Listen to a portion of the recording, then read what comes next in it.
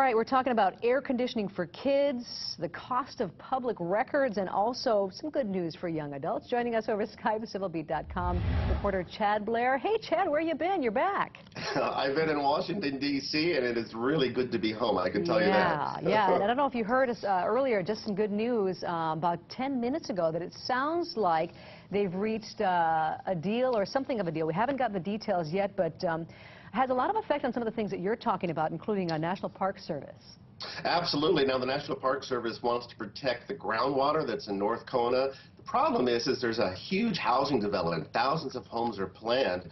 Unfortunately, because of the government shutdown, the Park Service cannot petition the State Water Commission to do something about protecting that groundwater. It takes care of native species and fish ponds and whatnot. So that's a big concern. Maybe that will end if this shutdown comes to a conclusion finally. Yeah, let's hope so. Let's hope so. A lot of people waiting for that. All right, so let's turn it back here at home, and we're talking about, well, back here we are here. We're going to talk about air conditioning for kids, and this is something that we've seen a lot of emails about recently, about how it is really tough in some of those areas because it's so hot right now, and they don't have air conditioning. What are you guys talking about? Well, it's terrible. Aaliyah Wong, our education reporter, has reported, particularly on Campbell High School here on Oahu. You know, those students actually went to the Capitol last month and protested, and it sounds like board members of the Board of Education are listening to them. Yesterday, they requested $25 million for air conditioning. It's not a final figure. There's still research to be done, but apparently they feel that it's important for our kids to have air-conditioned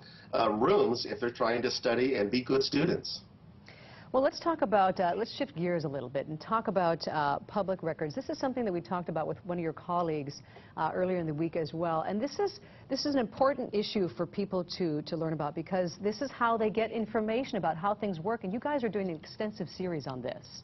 That's right, and thanks to Gene Park for filling in this week and last week while I was in Washington. You know, it's called public records. That's you, that's me. This is important stuff that our government does. It shouldn't cost a lot of money for people to obtain those records, but in fact it is a lot of money. A main reason has to do with redactions. Lawyers going through, PR people crossing out names for privacy or legal issues. Remember that Stevie Wonder report from UH? Even Stevie Wonder's name was redacted in that report. Wow. Yeah, that was tough to deal with, to try and get that information out to the public. All right, really quick. We got to talk about young adults. Sounds like pretty good place for them to be.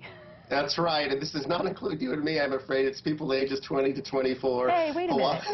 Okay, sorry, I'm just going out on a limb here, of course. I know. Although you look like you're in your 20s, well, of course.